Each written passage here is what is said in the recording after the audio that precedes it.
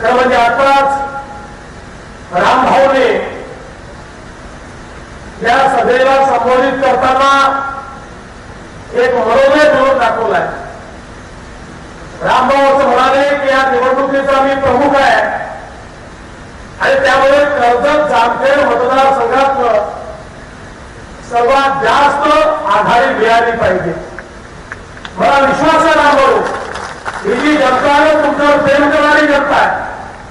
त्यामुळे तुम्ही मनात जी आघाडी ठरवली असेल त्यापेक्षा 5,000 मतं जास्तच हे लोक देतील आणि या मतदारसंघामध्ये सर्वाधिक आघाडी ही कर्जत जामखेड देईल याबद्दल माझ्या मनात कुठलीही शंका नाही. बंधू ही जी निवडणूक आहे ही दिल्लीची निवडणूक आहे. ही गल्लीची निवडणूक नाही आहे. ग्रामपंचायतची नाही, जिल्हा परिषदेची नाही, नगरपालिकेची नाही, ही देशाच्या लोकसभेची निवडणूक आहे.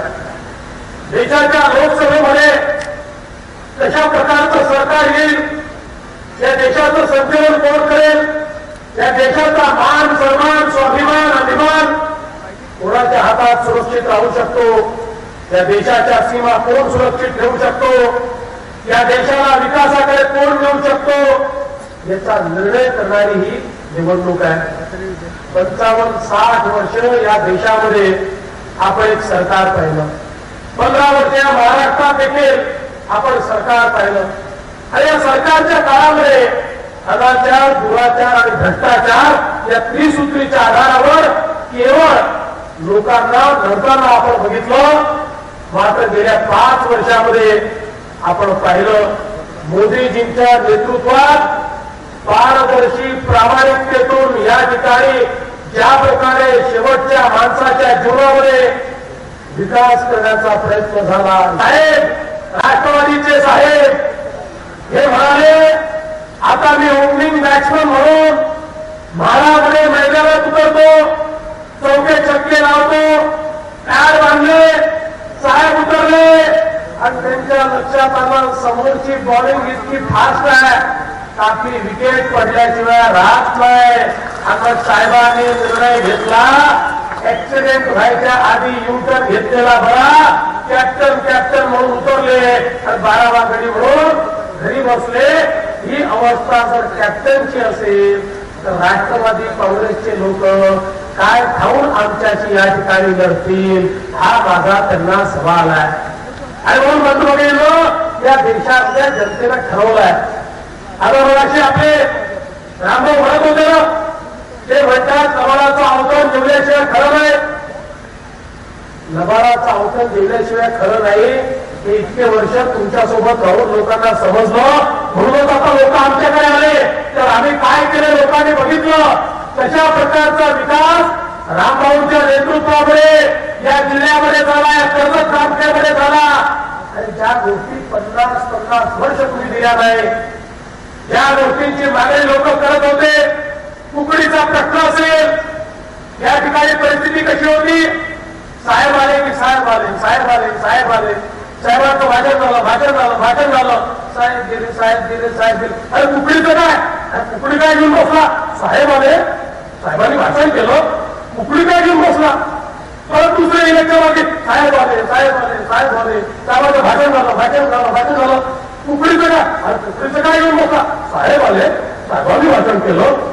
अरे किती निवडणुका तुम्ही काढल्या, पण रामभाऊच्या नेतृत्वामध्ये 5 वर्षामध्ये कुकडीला 3,500 कोटी रुपये या ठिकाणी देण्याचं काम ते आपल्या सरकारनं केलं.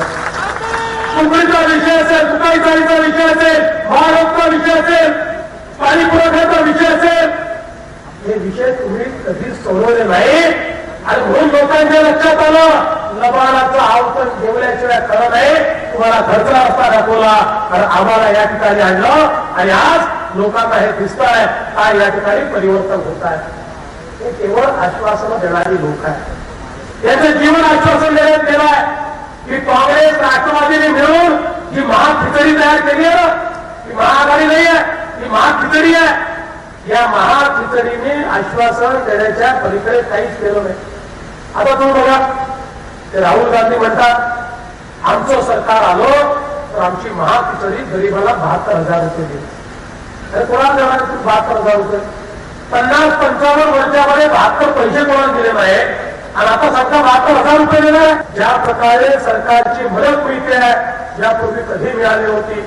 आज जलयुक्त शिवारच्या माध्यमातून ज्या जिल्ह्यामध्ये 1500 टँकर लागायचे त्या जिल्ह्यामध्ये भीषण दुष्काळात देखील 300-400 टँकर लागतात. ही अवस्था जर आली असेल तर या सरकारने शेतकऱ्याकरता सामान्य माणसाकरता जे करून दाखवलं त्यामुळे आली. आज आमची शहरं बदलत आहेत, शहरामध्ये कामं चालली आहेत. इतक्या मोठ्या प्रमाणात ही सगळी कामं आज आपण या ठिकाणी करतोय. हायवे बनतात. आपण विचार करा, एकट्या नगर जिल्ह्यामध्ये 8,000 कोटी रुपयाच्या नॅशनल हायवेचं काम चाललंय. एकट्या नगर जिल्ह्यामध्ये 775 कोटी रुपयाचे ग्राम रस्ते चालले आहेत. आणि या ठिकाणी आपण जर बघितलं तर एकट्या या कर्जत धामकेचा विचार केला तर 300 कोटी रुपयाचे ग्राम रस्ते आमच्या रामभाऊच्या माध्यमातून एकट्या मतदारसंघात चालले आहे.